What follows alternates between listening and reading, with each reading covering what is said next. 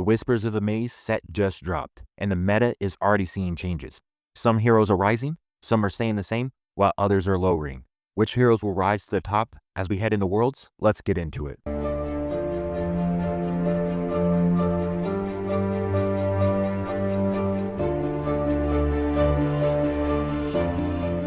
Hey everybody, welcome back to Decks and Bytes. Today we're going to be talking about Whispers from the Maze and how this set has shifted up the meta. Primarily I want to focus on the three biggest winners, as well as one of the heroes that I don't believe got as much attention. I'm just looking strictly based off of the cards and playing the heroes from the past and what weaknesses they had and what cards now address those weaknesses. So the first one I'd like to get into is Afanas. Afanas really struggled with two things in the past, which was consistency and late game. Those two things really held him back. And that's one of the reasons why when I was testing for the Tumult Championships, I switched to Sigismar simply because I was primarily getting beat late game or I didn't have as much consistency. These 5 cards right here, I think really helped Afanas. And when the suspensions came out for Helping Hand, and I was unsure how that was going to affect him specifically because he doesn't have a lot of bulky characters, which hurt him late game. And then there's the consistency part where he struggles to find the right cards. So the first card that helps with that late game is going to be obviously the Hunger. Being able to play a card that discards all other cards in play and clear the board helps him dramatically because, as with my example with when I played in the Tumult Championships, the individual that I played against was able to beat me because they were able to overwhelm the board. And what this card allows is that if it does go late game, it will just wipe the board because Afanas is never going to have a extremely large board. And if you played this first, okay, I get turn 8, I get here, I clear the board, I reset, I'm probably winning the race from there on out simply because I have enough spells that I'm able to remove anything that they put into play, as well as I'm able to boost my characters through my spells. So I think that this is a really big benefit to Afanas and helps with that late game. Now, before turn 8, you have enough cards already and the cards that were added to kind of hold off the game so that if it does go late, you're able to then play this, clear the board, and then go from there. So now let's focus on early game and where the consistency is now kind of reestablished. And the first one is going to be with this. So with this card right here, being able to play a spell, get a boost, and then spend one of its boost. I'm assuming that it's going to be in reserve. So you're going to go ahead, play it for 1 cost, get it in reserve, play a spell, then play it out of reserve, remove the boost off of it, and then draw a card. Seems to me to be a lot easier than what we had to do before to draw cards. That was one of the things that was really centered around with this deck was the draw card ability.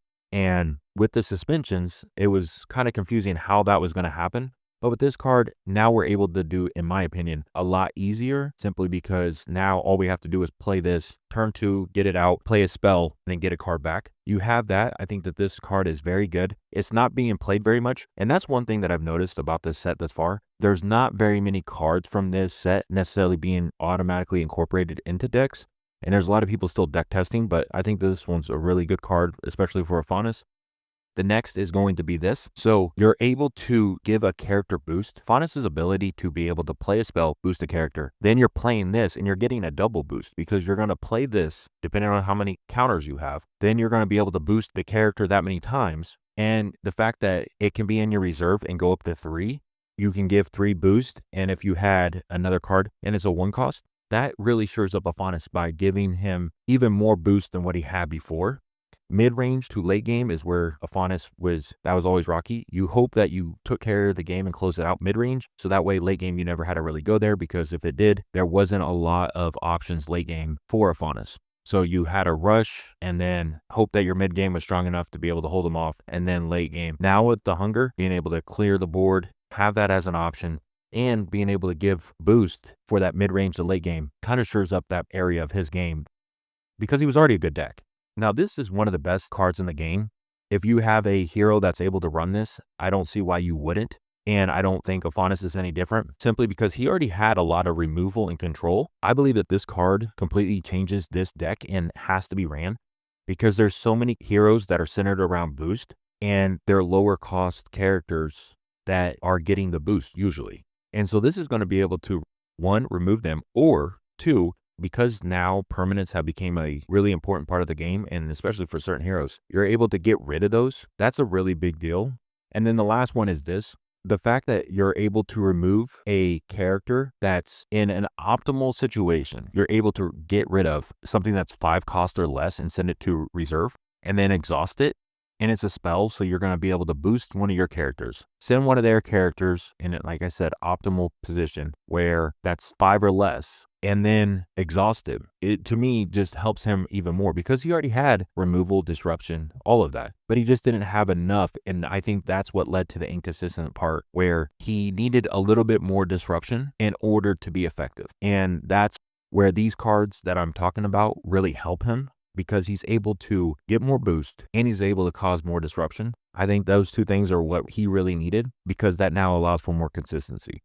That was his biggest weakness, was just strictly consistency. And now I understand why they got suspended Helping Hand, because if you had these cards and then you add that card, he would have been way better than he is now. And he was already one of the top decks. You add these cards and I think he stays at top. So I don't think he goes any lower. I just think that once we figure out how to make all of these cards work more effectively and find out the right numbers of how many we should have in our deck, this is going to be a very effective combination. And he's going to be one of the top heroes yet again going into this next kind of set and worlds altogether. I think he'll be one of the more represented decks.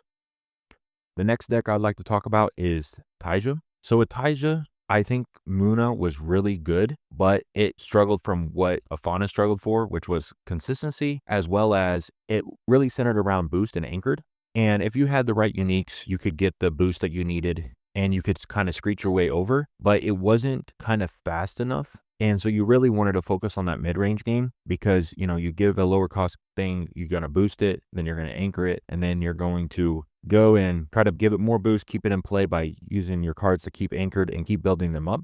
So you're trying to go tall. So the first card that I think helps with the consistency and helps with the overall boost mechanic of going tall is this, where you got a 2/2 cost, and then at noon, another character in play or in reserve gains 1 boost.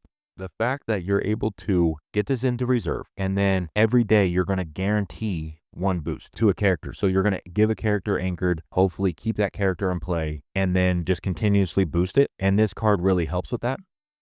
The next is going to be this. You're able to give boost by anchoring, which is what Muna's all centered around, is giving your card anchored. And the fact that if I gain anchored, I'm giving this boost. So every time I anchor something, I'm boosting this. So it's just an extra benefit. I think that this is going to be a really good card, especially if you're playing a card that says when a character joins my expedition, I give another character anchored. Well, now you're going to give that character anchored and you're going to give this boost. That really helps that.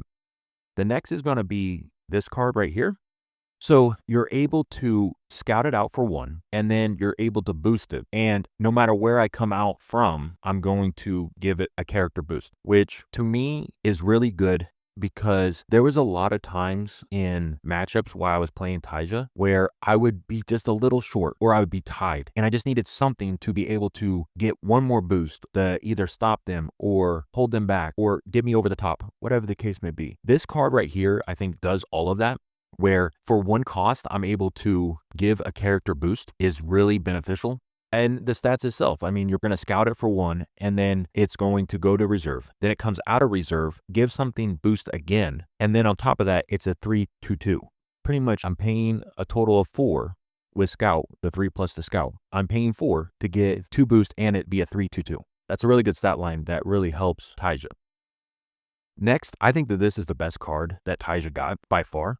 The fact that you're able to pick 2 characters in play and exchange their boost and draw a card seems completely busted to me. I don't see how this card is not the best from what I've seen, simply because if I go tall on one side and then I bring another character in that's got anchored, and I anchor that character, and then I have fleeting on the 1 character that I already went tall with, I then just play this card. I switch the 2 boost. I now have refreshed the card that is anchored, made it go tall, and I get to draw a card as well, just blows my mind how good this card is and how much I think this now raises up Teija, because Taija's already good at boosting. That wasn't the problem. And Taija's really good at giving anchored. It was just the consistency, and as well as not having, if you had that one tower go in play that somehow, some way got removed, then you're rebuilding. So you're kind of building up a wall. If that wall got knocked down, you kind of had to start back over, and sometimes you weren't able to get that quick enough. This card really helps with that. And the fact that you can also switch with reserve. So if you have a card that you know is going to go away, or you've already lost that side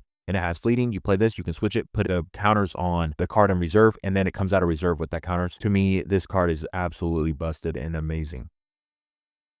Then you have this. So Teija was never extremely great at getting rid of cards. There wasn't really a lot of options where we could get a lot of disruption. It just wasn't one of the strong suits of Teija, which was disruption. It was more anchored and boost. This card right here really helps with that by allowing for Teija now to have more disruption and control over her opponent. And I think this is an amazing card. I'm really excited to see what direction people kind of play this and they go with it, because it's a 2 cost that you're able to get rid of and cause disruption. I think it's a really strong card, and I think it helped out Teija a lot. The last hero that I think stock is going to rise is Kojo. I think Kojo already got support from Trial by Frost, and there was a lot of things that Kojo could do that was right by already getting his companion in play when he goes first, already gave him an advantage. And I think one of the biggest kind of things that caused him to not be a tier 1 deck before was he was just almost lacking, where he was average at everything but not great at anything. So he was okay early game, okay mid-range, late game a little bit stronger because he could build up his characters, and he also had a lot of removal and he could boost up characters, but he didn't really have anything where he like kind of specialized in. It was just more or less he was one of those heroes where if he won the match, you weren't surprised, but if he lost, you weren't surprised either. Because if he doesn't draw right, or he doesn't have the right combinations, because he can sometimes be slow. So the first card that I think really helped him, which is this card, which we've already kind of talked about, and I just really think it's a good card. It's good in Afanas, don't get me wrong, but in Kojo, it helps even more because Kojo's all about the setup, the benefit of having that character with season, or I'm going to put a card in play and then I'm going to remove fleeting from it. So keeping my cards in play, I'm trying to go wide with those, but I'm also trying to go tall with the cards that I have. So his is more tall and wide. And the problem with that is there was enough disruption from other heroes where if it got late and you hadn't built up your characters tall enough, because you don't really have a good solution for anchored. So I play the card and then I know it's good for this turn and I'm going to win this lane this time, but then the next time I have to figure out how to get my characters back to that same position. Well, this eliminates a lot of that simply because I'm able to board wipe. So if I have an offhand and it's late game, I just play this. And that really benefits Kojo over Afanas. I think this card is absolutely phenomenal. I think it helps out Kojo dramatically, and it's just overall a great card. And I've already mentioned that before with Afanas, but in Kojo, it's really good too. And it's gigantic, so you're gonna be able to, when it's fleeting. So I play this, I board wipe, the next turn I play it back out, and then I'm able to then get gigantic on turn 2 is really good. And more specifically in Kojo.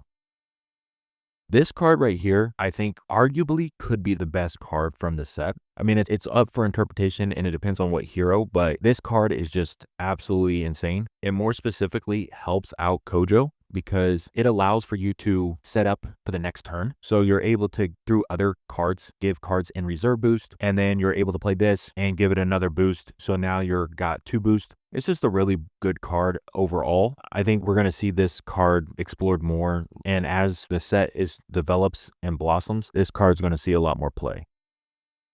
We've already talked about this card, but I think that this card helps out with Kojo as well because of all the reasons I mentioned before. Kojo is really centered around boosting his characters, and this is just another tool in his tool belt to be able to give characters boost. Is primarily centered around is giving his characters boost.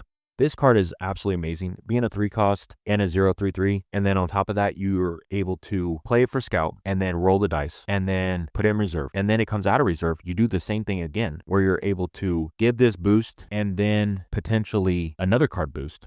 So if you're able to hit the dice twice with 4+, this is scout for 1, give it 1 boost. So now it's a 1/4/4. Then you come out, do it again. Now this is a 2/5/5. That's a 3 cost. That is very good. And especially with R.A. Bravos' ability to boost, this helps out a lot. Now, this is another one that I think dramatically helps Kojo because of there wasn't a lot of disruption. You don't really run a lot of spells with Kojo, and it was kind of, I'm going to play my game and use my characters to boost my other characters, and I'm going to go tall with them, and I'm going to kind of work together with my characters and boost my characters, but then also go wide by using things like Tiny Gen or Mighty Gen. And I'm going to be able to get those into my mana pool and have more options because I'm going to be able to go a lot taller and wider than you. This is a really effective disruption card that Kojo really didn't have, was that kind of disruption to be able to remove stuff. And so you're kind of just playing your game and hoping that you could outrace somebody almost because there wasn't a lot of disruption. Now you have that where you're able to discard a character and play, which is just absolutely crazy. Because if you're able to then use the hunger, go here, and it says when a card goes to the discard pile, it gets a boost. And then you play this where now I'm able to discard a card. So I'm able to boost that in conjunction with that, and I'm able to get rid of something that's got a 8 cost or less. That's really good. But even early game, you could use this early game, late game, mid game, any combination. This is just always going to be a good card and always going to be effective because you're able to get rid of things in play. So these are the 5 cards that I think really helped Kojo. And when I'm talking about these 3 heroes specifically, I'm not necessarily saying that these are going to be 1, 2, 3. What I'm saying is that these 3 heroes were already good decks and they were already being played. But then now you add more support to a good deck, and I think that raises them up. Now you're going to see those heroes operate more effectively, and I would say lean towards the top. Because there's plenty of other heroes that are good, and I think they're going to be effective. But these are the 3 heroes that I think got the biggest support from this set because they were already good decks. I mean, most people were running these before the set release, and then now this allows for more combinations to be discovered. The last hero I'd like to talk about is Sigismar. He was arguably the best deck in the game. I mean, it was very hard to argue with. Between him and Afanas, they were the 2 best heroes up until this point. I mean, Sigismar has just always been consistent. He's very good, and I'm not saying that he is not going to be good anymore. But I don't think that this set necessarily helped him like they helped the other heroes. And I could see his stock dropping because the first is with the suspensions, especially with Baba getting suspended. And then now you're not able to get that card, that automatic card draw. Okay, I play this, I get the card draw. I think really hurts him. And because one of his strengths was, okay, I'm going to get my token out. And then turn 2, I can then play this, draw a card. And so I'm going to play a card to draw a card. So the future for him, I think, is yet to be seen because I'm not really seeing any cards necessarily from this set completely changing his playstyle. So I think he's a good deck. I just don't think he was as good because I think that there's other heroes and other factions that possibly got a little bit more support than he did. I could be wrong. Let me know down below. We can have a conversation about it. But these are the 5 best cards that I could come up with to help him. So the first is going to be this, simply because of the anchored. We already know every turn he's going to get his token out, and by doing so, that's already going to give you 1 boost. So this is a 1 cost 1/1/1, and then it goes to reserve, and then comes out of reserve, it's anchored, and then I'm able to give it a boost by putting a character in there. I just think giving him anchored just adds another kind of tool to his toolbox and is a really good card because anchored is just a really good mechanic. We have this, then we have another card that I'm seeing in some decks. I'm not seeing in every deck. Yet again, like I told you, there's some decks that aren't even running any cards from this set at all. People are just using their old decks and replacing Baba.